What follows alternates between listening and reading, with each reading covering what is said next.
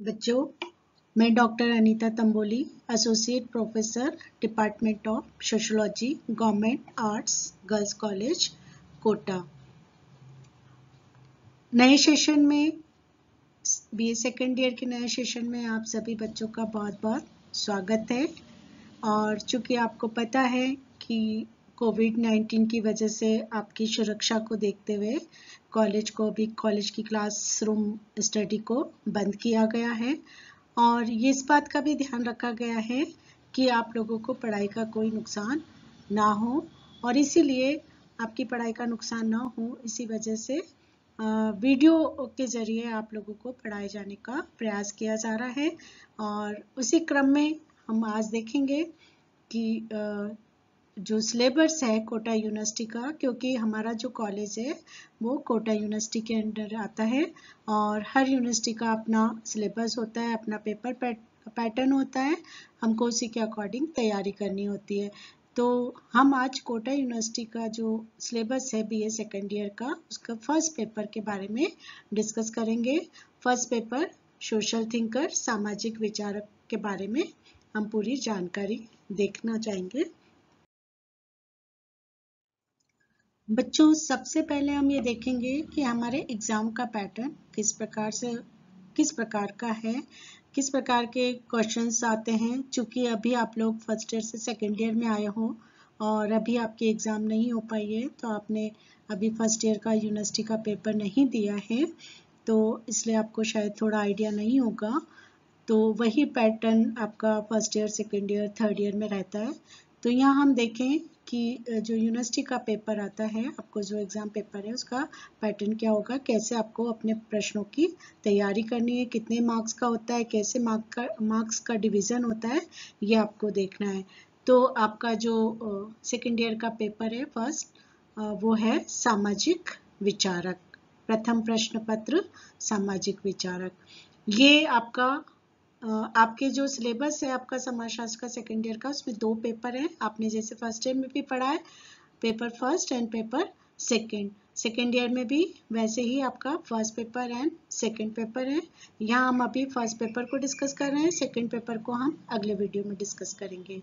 आपको पता है इसकी अवधि 3 घंटे की होती है और मैक्सिमम मार्क्स 100 मार्क्स का पेपर होता है और आपको न्यूनतम 36 मार्क्स में पास होना होता है। ये नहीं है कि आपको 36 मार्क्स लाना है, आपको बहुत मेहनत करनी है और बहुत अच्छे मार्क्स लेके आना है। तो यहाँ हम देखें कि जो आपका पेपर है वो 3 खंड है, 3 सेक्शन है इसके। 3 सेक्शन में आपके क्वेश्चंस को, पूरे सिलेबस को डिवाइड किया गया है। जो पहला सेक्शन है खंड अ, सेक्शन ए, वो कंपलसरी पेपर होगा, उसमें एक ही क्वेश्चन होगा और पूरे सिलेबस को, सारी इकाइयों को कवर करते हुए आपके 10 प्रश्न होंगे, है ना।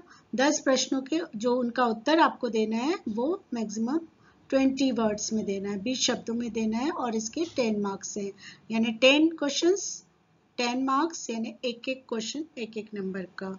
और इसमें आपको पूरा सिलेबस आएगा, बिल्कुल शॉर्ट क्वेश्चंस देने, आंसर देने। और दूसरा है आपका सेक्शन बी, खंड ब। इसके अंतर्गत प्रत्येक इकाई, जो आपकी 5 यूनिट्स हैं, उनमें से हर यूनिट के 2-2 क्वेश्चंस होंगे और इस प्रकार से आपके पूरे इस खंड में 10 प्रश्न होंगे। प्रत्येक जो आपकी यूनिट है उसमें से एक क्वेश्चन को आपको अटेम्प्ट करना है और इस प्रकार से आपको 10 में से 5 प्रश्न करना है, यानी पांचों यूनिट में से हर यूनिट में आपके 2-2 क्वेश्चंस होंगे। उनमें से इस तरह से आपके टोटल 10 प्रश्न होगा इस खंड में और उन प्रत्येक यूनिट्स में से आपको एक प्रश्न हल करना है, यानी टोटल आपको 5 प्रश्न हल करना है। तो इस तरह से हम देखें कि ऐसा नहीं करना है कि आपको एक ही यूनिट में से 2 क्वेश्चन कर लिए, दूसरी यूनिट से 2 क्वेश्चन कर लिए और इस तरह से आपने 5 क्वेश्चंस पूरे कर दिए।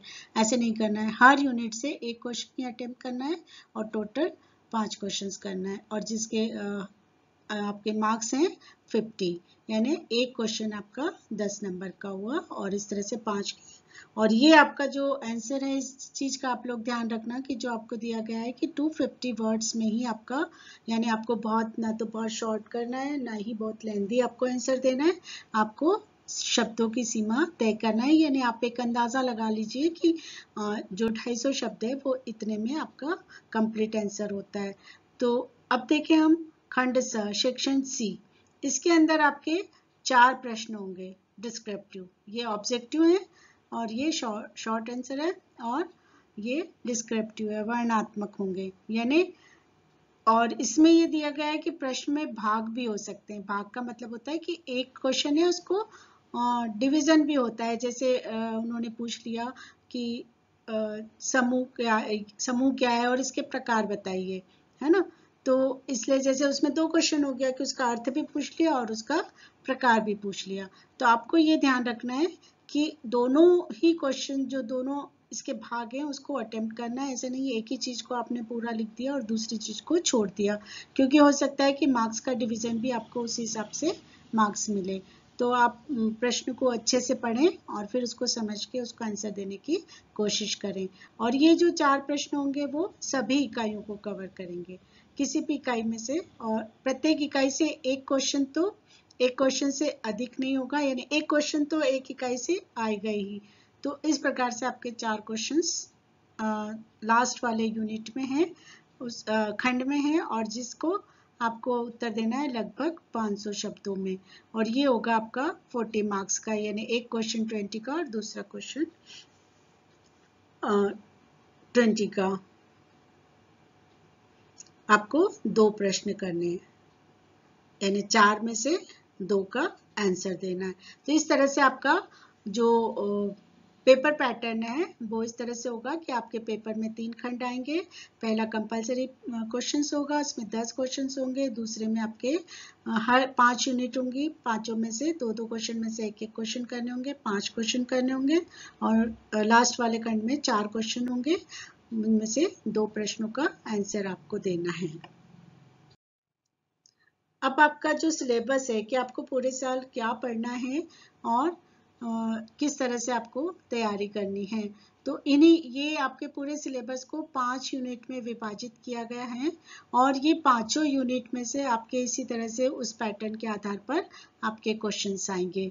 तो सबसे पहले फर्स्ट यूनिट हम देखते हैं। उसमें चूंकि आपका ये सोशल थिंकर का पेपर है, और आप जानते हो सोशल थिंकर किसको कहा जाता है, जो अपने विचारों को रखता है, समाज में जो भी घटनाएं घटित होती है उनको वो देखता है, स्टडी करता है, रिसर्च करता है, और फिर वो अपने एक थ्योरी के रूप में अपने विचारों को रखता है। तो हमें इन तमाम विचारों की जो थ्योरीज हैं वो आपको इन पेपर के अंदर पढ़ना है। आप ये देखेंगे कि आपके जो 5 यूनिट है, यानी 5 थिंकर है आपके पूरे सिलेबस में, Durkheim, Max Weber, Karl Marx, Radha Kamal Mukherjee और जीएस घुरिये। आप यहाँ पर देखेंगे कि ये जो 3 ऊपर के 3 यूनिट में जो 3 थिंकर्स हैं वो तो आपके वेस्टर्न थिंकर है, पाश्चात्य विचारक है, और ये जो 2 थिंकर हैं आपके, ये हमारे इंडियन थिंकर से भारतीय विचारक हैं। तो सबसे पहले आपको इमाइल दुर्कheim के बारे में पढ़ना है। आप जब इनकी थ्योरीज पढ़ोगे तो इन थ्योरीज के ऊपर हर व्यक्ति जो अपने विचार व्यक्त करता है, अपनी थिंकिंग रखता है, तो उसके हर कार्य में उसका वो किस जगह पर पला बड़ा है, कहाँ पर उसने अपने आसपास के वातावरण, उस समय देश की में जो घटनाएं घटित हो रही है, उन घटनाओं का उनके ऊपर बहुत ज़्यादा प्रभाव पड़ता है, और उनके सारे वर्क में हमें उसी प्रभाव को देखने को मिलता है। तो उस समय की, उस समाज की क्या दशाएं थी, क्या परिस्थितियां थी, क्या परिवर्तन के किस दौर से वो गुजर रहा था उस समय समाज, और उसका उनके ऊपर बहुत ज़्यादा, उनके वर्क के ऊपर प्रभाव पड़ता है। तो इनकी हर थ्योरीज में हम इनके प्रभाव को, जब हम इनका जीवन परिचय सबका पढ़ेंगे, तो आप अपने आप ही इनके थ्योरीज में, इनके वर्क में आप उन झलक को देख पाओगे। तो आपको सबसे पहले यूनिट में इमाइल दुर्कheim के बारे में पढ़ना है। दुर्कheim जो कि फ्रांसीसी विचारक हैं, फ्रांस में इनका जन्म हुआ था, और इन्होंने जो आपने अगस्त फर्स्ट ईयर में आपने पढ़ा होगा, समाजशास्त्र के जो जनक है, जिनको समाजशास्त्र का पिता कहते हैं, अगस्ट कॉम्ट, है ना, आपने पढ़ा होगा अगस्ट कॉम्ट, जो कि समाजशास्त्र के पिता कहलाते हैं। तो इमाइल दुर्कheim को अगस्ट कॉम्ट का उत्तराधिकारी कहा जाता है, यानी जिस सब्जेक्ट की, जिस विषय की नींव समाजशास्त्र की अगस्ट कॉम्ट ने रखी थी, उसको आगे बढ़ाने का काम इमाइल दुर्कheim ने किया। इसलिए इमाइल दुर्कheim को समाजशास्त्र अगस्त कॉम्ट का उत्तराधिकारी कहा जाता है।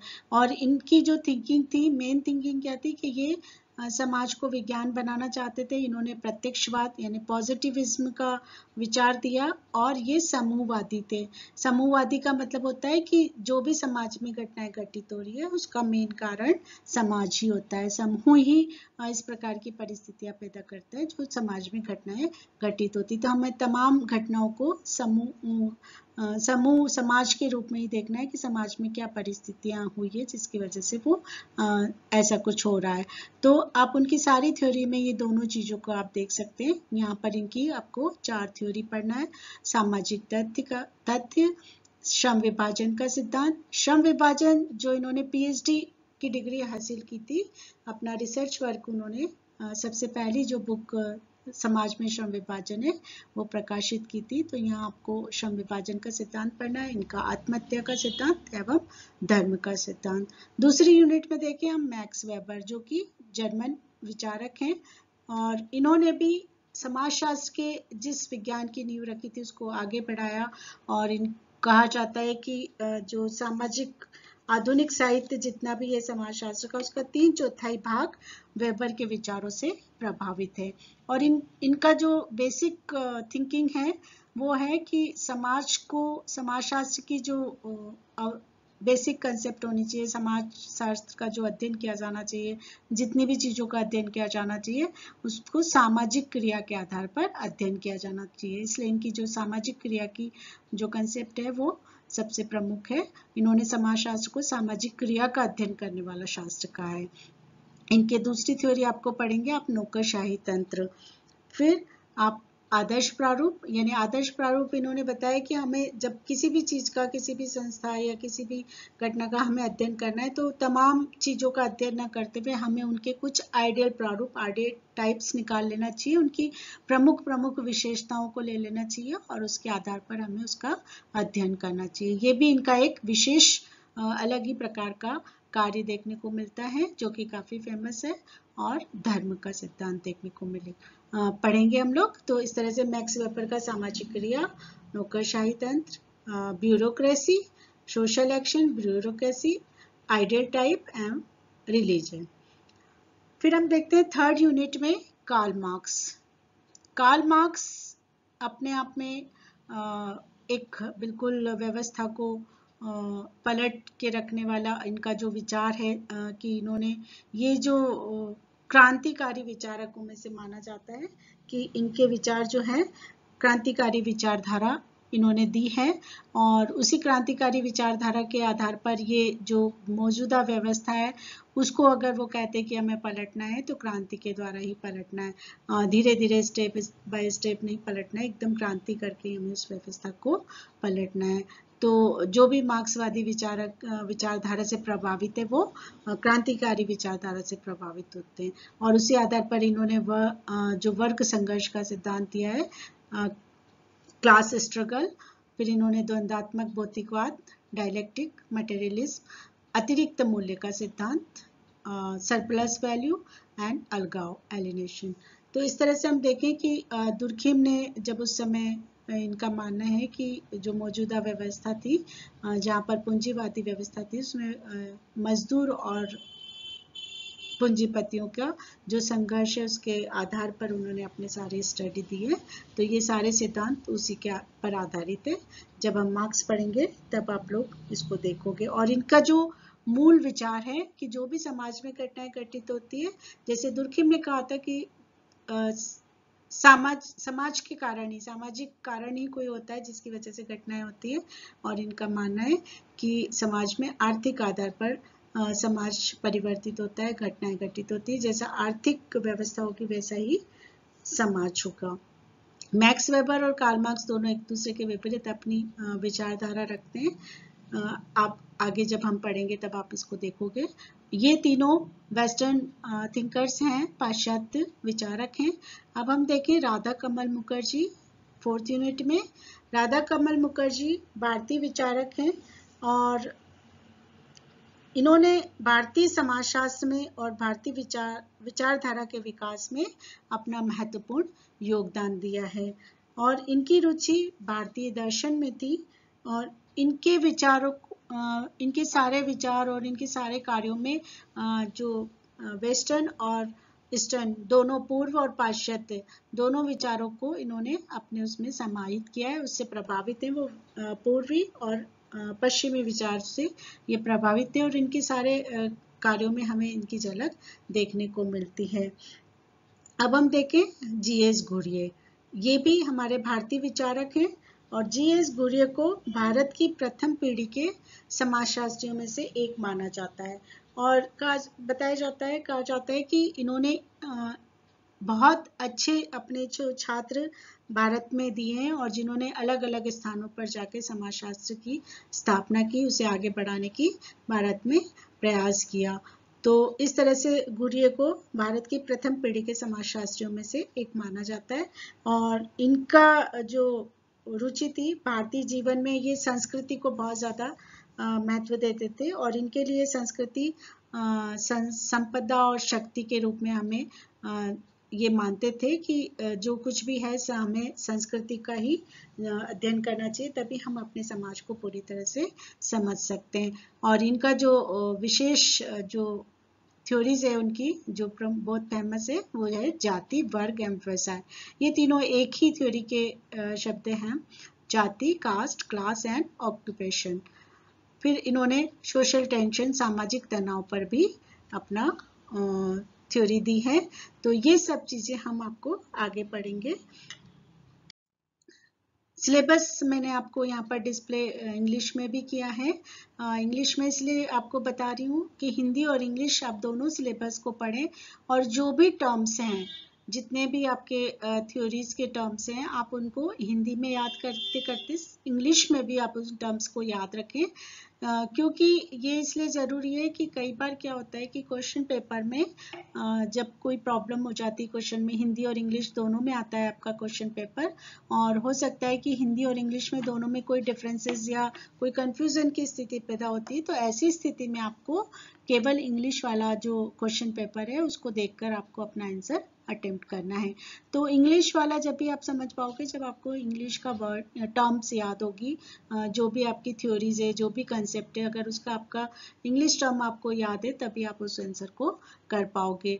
तो और कई बार क्या होता है कि जब हिंदी वर्ड्स होता है तो उसी के कई प्रकार के जो शब्द होते हैं उसको हम यूज़ कर लिया जाता है और आपने कभी उसको नहीं पढ़ा हो, आपने केवल उसका एक ही टर्म पढ़ा हो, एक ही शब्द पढ़ा हो, तो कई बार आप कंफ्यूज होकर उस क्वेश्चन को छोड़ देते हो। तो इसलिए आपको ये जरूर ध्यान रखना है कि जो भी आप टर्म याद करो, जो भी क्वेश्चन याद करो, उसके इंग्लिश और हिंदी दोनों टर्म्स को याद करें ताकि आपको वहाँ कोई कंफ्यूजन नहीं हो। अगर हिंदी में कोई प्रॉब्लम आ रही है तो आपको इंग्लिश वाला क्वेश्चन देखते हुए आप उसको अपना आंसर देना होगा। तो इसलिए आप ये दोनों सिलेबस हिंदी और इंग्लिश के मैंने यहाँ पर डिस्प्ले किया है और कुछ रेफरेंसेस बुक इसमें सिलेबस के साथ है और कुछ आपको बुक्स अगले वीडियो में मैं आपको बताऊंगी।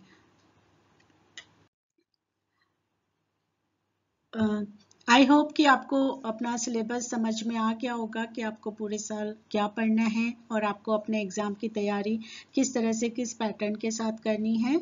और आगे हम अगले वीडियो में सेकंड पेपर को डिस्कस करेंगे और इसके साथ ही मैंने जो आपका ML दुर्खिम का आत्महत्या का सिद्धांत है उसका भी वीडियो मैंने आपको चैनल पे लोड कर दिया है, तो आप उसको देख सकते हैं और आप अपनी पढ़ाई को जारी कर सकते हैं। और इसी तरह से आप जो भी आप लोग अपने व्हाट्सएप ग्रुप से आप लोग जुड़े हुए हैं, तो आप जो भी प्रॉब्लम अगर आपकी आती है, कोई डाउट्स होता है, तो आप अपने संबंधित जो सब्जेक्ट का आपका ग्रुप है आप उसमें अपने टीचर से पूछ सकते हैं। हम आपकी हेल्प के लिए हमेशा तैयार रखेंगे और आप घर पर रहें, सुरक्षित रहें और खूब पढ़ाई करें और खूब अच्छे नंबरों से पास हो। अपना और अपने परिवार वालों का ख्याल रखें। Thank you.